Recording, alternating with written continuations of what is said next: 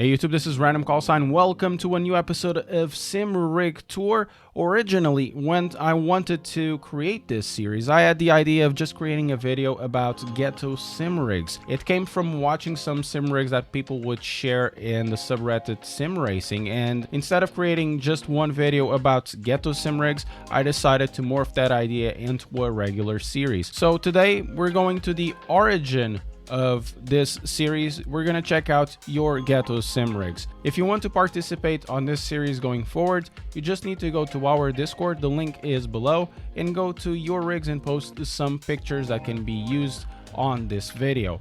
But before going there, don't forget to leave a like and also subscribe and hitting the notification bell. The first simrig comes from Rusty, and essentially encapsulates and has all the hallmarks of what a Ghetto simrig looks like, has, and the identity and the ideas behind it. In this case, Rusty decided to create a wooden simrig. He tried to build something that could be very cheap, still comfortable and usable, and I think he did just that. First of all, he's using this simrig out of a closet because his main room, his living room, is being used by the kids that play Xbox games. So he had to move towards this closet, and he decided to do something that could be useful for him and still very interesting and comfortable. In this case, he manufactured a wooden simrig that could be built by either finding wood from a construction or other project, or bought for very cheap on a hardware store. The design of the wooden simrig is very simple but super efficient. It seems to be quite comfortable, and one of the reasons why it is comfortable is because of the seat he is using. And in this case, he's using a seat from a Subaru Legacy that he was able to find for free on a Facebook ad. It's still on the rails, so that means taller people can move in and out of the simrig without any problems, and he can adapt the simrig to those taller people.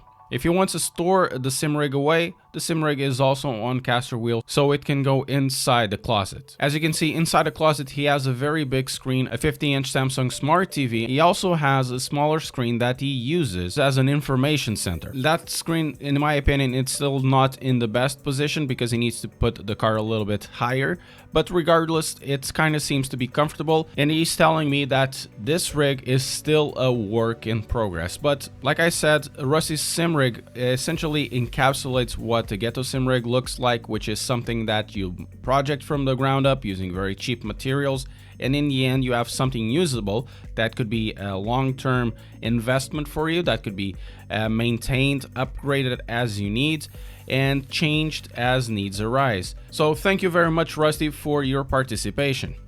For our next simrig, FR or AFR, I'm not sure how to pronounce your nickname, has brought us another manufactured simrig, this time using iron. He uses his work area as both a desk and a sim racing area, so as you can see, he has a monitor on a stand, a movable stand, which you can put in and out as he needed. And the simrig itself is really interesting. It's built out of wrought iron, so it's very low carbon steel, and these were just spare items he had on his backyard, and he manufactured, and I believe he soldered himself into a simrig. In this simrig, despite being very manufactured, as you can see, it was still able to get a decent seat in there, and kind of seems that it is very sturdy. If he wants to move around the simrig, he can do so by using the casters, so I think FR had everything planned from the beginning. This makeshift setup is running on all Fanatec equipment, so a Fanatec CSW with a Fanatec hub, also some Fanatec V3 pedals. On the side, if you look carefully, he has a holder for a keyboard, which is really interesting and really thoughtful. And this PC runs on a Ryzen 5 3600, 16 gigabytes of RAM, RTX 27 Super from Zotac, some Noctua fans, and as you can see, once again, he thought of the positioning of the PC case as it's stored away very conveniently. While cable management doesn't seem to be the prettiest one, it is still super functional because every cable is accessible, and it kind of seems that if he needs to change something, the cables will be very accessible and easy to move in and out of position. Like Dusty, he thought of the possibilities, thought about what he had and what he needed, and he made a plan for it, and in my opinion, it's a very good system. So thank you very much for this. Our next setup comes from MRRD or Mr. RD, and he comes from Sri Lanka. I'm not totally sure how to pronounce his name. He didn't tell us how to say it. But anyways, when I look or I'm thinking about the Ghetto setup, this is the kind of stuff that I think people are going to build, and it is amazing. What he has done is to convert a computer table into a simrig, and he did it very intelligently. So his simrig is built on 3 levels. The lowest level is where the pedals are, and they seem to be bolted into place. And the middle level is where his Logitech G29 and his 24-inch screened TV is, and you can see it's kind of flush. And on the top level, it's where the computer is, in this case, just a laptop. But because it's just a laptop, it doesn't mean it's less inventive. In this case, it makes it even more inventive. For example, a lot of people have issues with the pedals because they're using office chairs, and the office chairs have casters. In this case, he got a very cheap seat, a $15 seat, that he mounted directly into the table, and you can see the bolts on the side. So basically, with very cheap, he got this situation resolved, and he is actually sitting on a proper car seat. Then if you look at the left side where he has his gamepad set into place, I'm not totally sure how he has done it. Kind of seems like he's using some bands, elastic bands, to set it into place. The big cardboard tube coming out, it's basically his way of creating a handbrake. So MRRD got everything figured out for what he could use, and it kind of seems to be one of the best indications of what a Ghetto simrig is. With next to no funds, try to build something that is usable and is suitable for you, and it will work.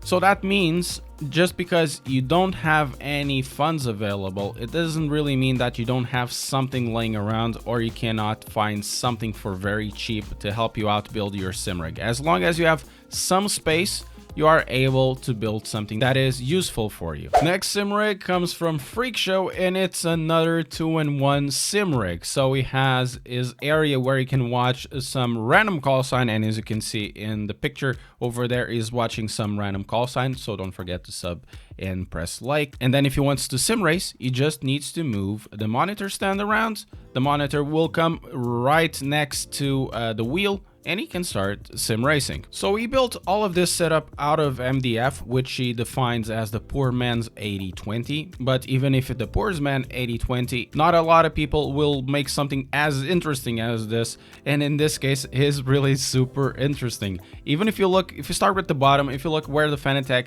CSL pedals are, they're set into place, hard mounted into the board, so they won't move. Even if it looks like a desk of sorts, and it sort of is, it just makes it look so much more interesting, as he kind of seems to be using like a compartment for a computer box to set up his Fanatec CSL hard mounted into place with bolts. With MDF, like 80-20, you have a lot of possibilities as long as you are able to cut those parts into pieces, which you can then build your simrig. In this case, on the right side of his seat, you can see he has a shift mounter there. It kind of seems to have a position for also a microphone. Then if you move to the right of the picture, you can really see that he has a seat mounted into a pedestal of sorts. Moving into his main area where he has the Fanatec CSL hard mounted, on top he has a small place for a numpad that works as a button box. There are two 140, I think it's 140 millimeter fans. I suppose it's to give you the impression of when he uses VR. And as you can see on the bottom of the picture, the VR headset is there on a stand. He also mentions he has a couple of subwoofers, so he can have like that bass pump coming in. This one is a little more advanced in terms of electronics, but regardless, the concept is still very simple. Build a couple of boxes where you can hard mount the stuff, and you just need to make sure it's spacious enough and rigid enough so you can mount yourself a seat, or you can mount your pedals and wheels, and it doesn't move around when you are using a lot of torque and a lot of pressure. As the last couple of points is running a Fanatec CSL wheel with a McLaren GT3, and he also has a Wu-Tang poster that he's very proud of. So thank you very much, Freakshow. Awesome to see a setup like this. Next setup is from gallantkart, where he has given us pictures showing us the whole assembly and building process of his simrig.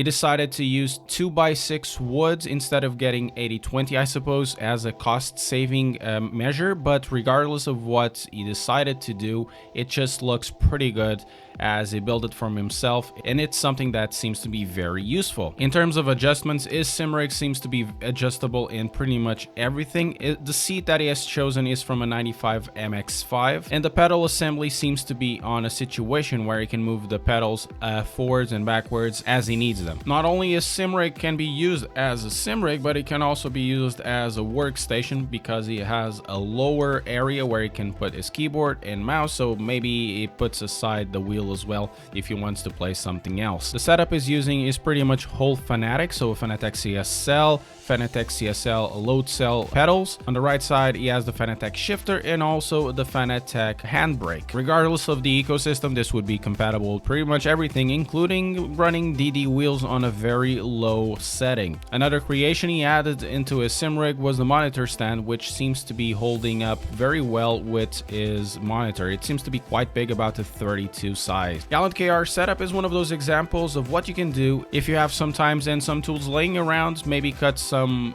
planks and off you go. You have a Simrig for yourself. There are plenty of guides out there to show you how to build a proper Simrig in less than no time. Thank you very much for your participation, gallantkart. And that's it, guys. I hope you've enjoyed this episode, and I hope you've enjoyed the train of thought that these users had when they created their creations, their Simrigs. If you enjoyed the video, don't forget to leave a like. Also consider subscribing and hitting the notification bell so you'll see new videos and streams as they come out. Also, if you want to participate, check out our Discord. Thank you very much for watching, and I'll see you next time.